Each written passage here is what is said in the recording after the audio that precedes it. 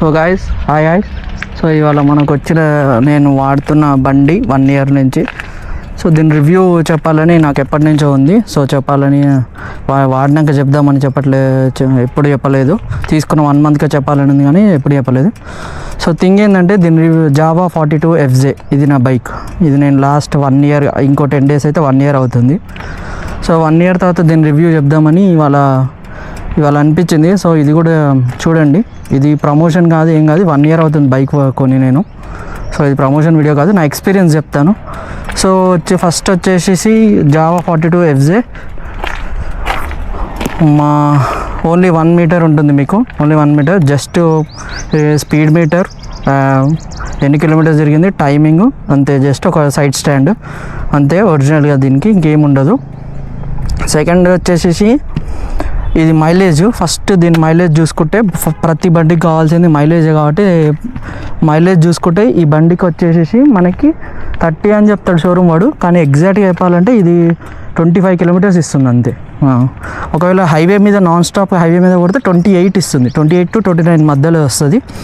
కానీ నార్మల్గా మనం గల్లీలలో ఇంటి దగ్గర అక్కడిక్కడ తిరగడానికి అయితే 25 ఇస్తుంది. ఎగ్జాక్ట్గా నాకు 25.5 ఇస్తుంది.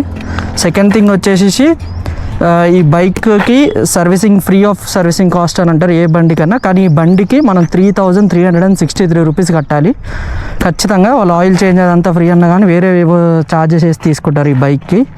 సో అది ఫ్రీ ఉండదు. ఖచ్చితంగా 3,363 రూపీస్ కట్టాలి. ఫస్ట్ సర్వీసింగ్ అయినా 5th సర్వీసింగ్ అయినా. ఫస్ట్ 5 ఫ్రీ అంటారు కానీ ఫ్రీ లేదు, అది 3,363 రూపీస్ కట్టాలి. సెకండ్ థింగ్ ఓకే ఇది. సో ఇవి. సో కానీ బండి గురించి మాట్లాడితే పర్ఫార్మెన్స్ అండ్ రైడింగ్లో పర్ఫార్మెన్స్లో.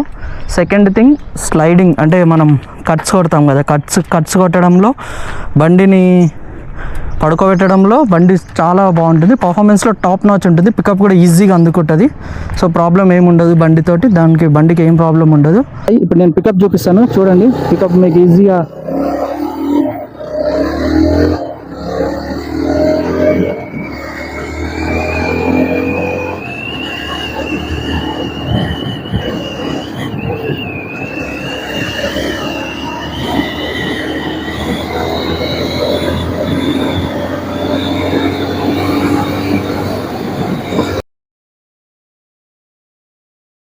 థర్డ్ థింగ్ వచ్చేసి నెక్స్ట్ థింగ్ వచ్చేసి బండి మాత్రం మెయింటెనెన్స్ చాలా ఎక్కువ.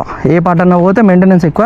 మీకు చూడొచ్చు, నేను ఇప్పటి వరకు 12,443 మాత్రమే తిరిగాను. చూడండి మీరు, 12,442 తిరిగాను. బట్ ఆల్రెడీ చైన్ పోయింది.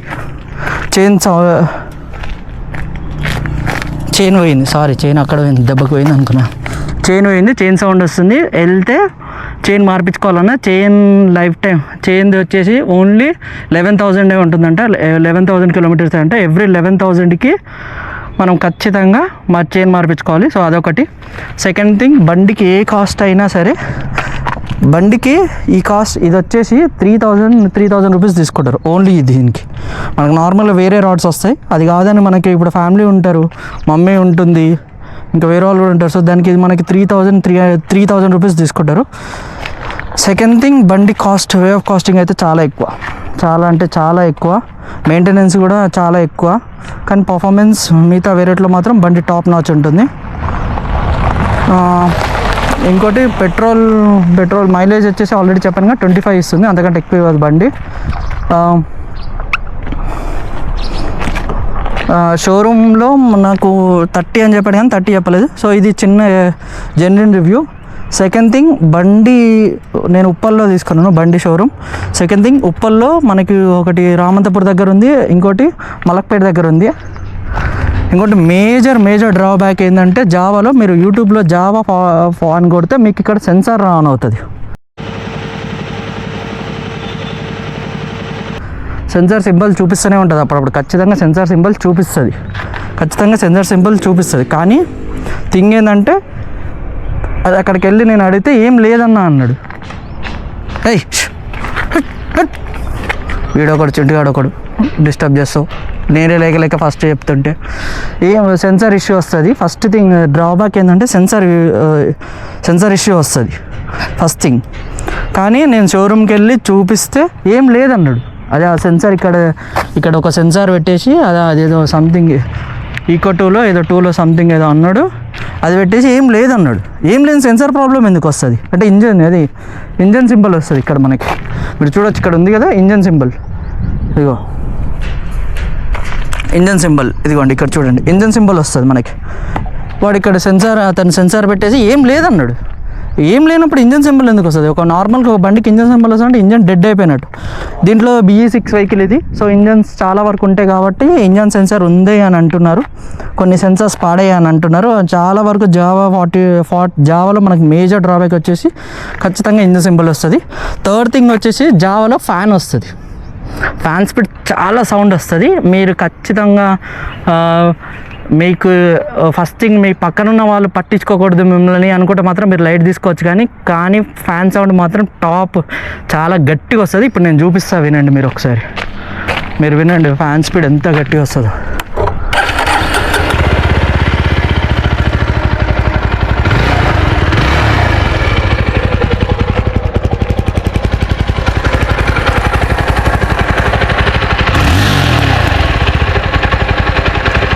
ఈ మోడిఫికేషన్స్ ఏం సైలెన్సర్స్ కావు, డబల్ సైలెన్సర్ ఉంటుంది ఖచ్చితంగా. జావాకి ఖచ్చితంగా డబల్ సైలెన్సర్ ఉంటాయి, అది తెలిసిందే. అండ్ సెకండ్ ఇది, సో మనకి స్లైడింగ్ చేసినా ఎంత బండిని ఎంత స్లైడ్ చేసి డ్రైవ్ చేసినా బండికి ఏం పడదు. ఎందుకంటే టాప్ సీట్స్ పర్ఫార్మెన్స్లో బండి చాలా బాగుంటుంది, దానివల్ల ఏం ప్రాబ్లం ఉండదు.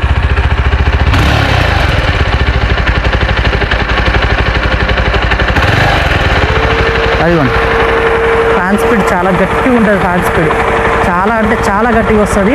హీట్ మాత్రం ఘోరంగా వస్తుంది మనకి. హీట్ వచ్చేసి మొత్తం చూడండి,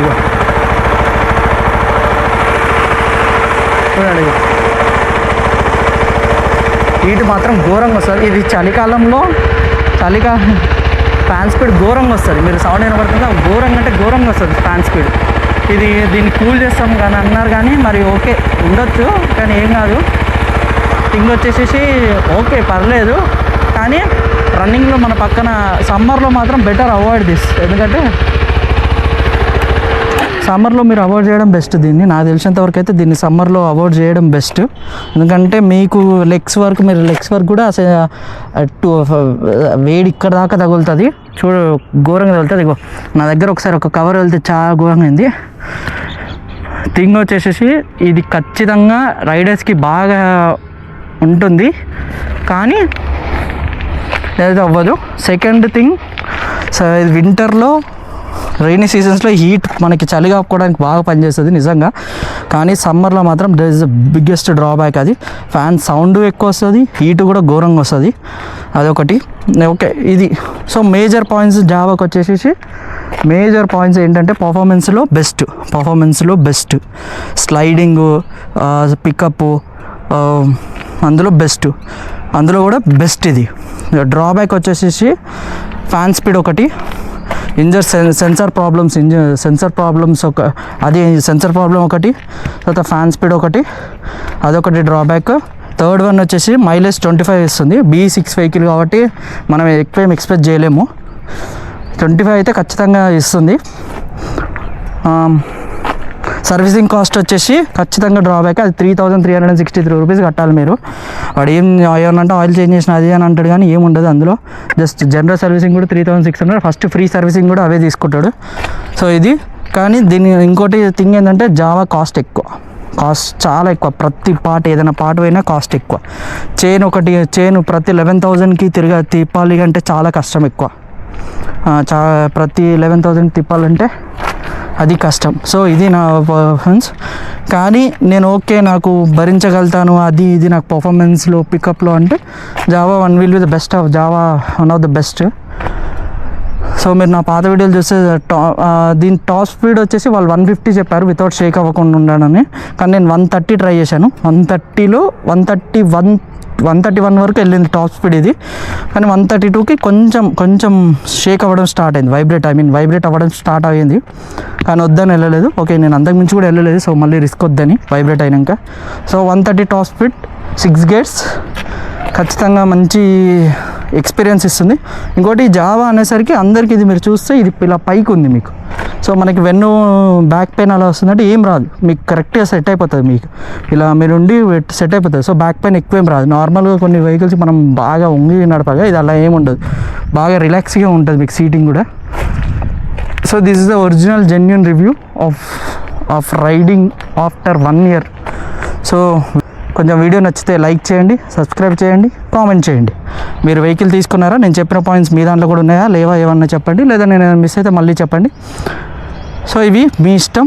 సో నాకు లైక్, కామెంట్, సబ్స్క్రైబ్ చేయండి. సెకండ్ థింగ్ వచ్చేసి మీ ఇష్టం. నేనైతే ఖర్చు ఎక్కువ ఉంటుంది కాబట్టి తీసుకోగలుగుతాను, భరించగలనైతే తీసుకోండి. రెండోది మోస్ట్ ఇంపార్టెంట్ థింగ్, 25 kilometers మాత్రమే ఇస్తుంది.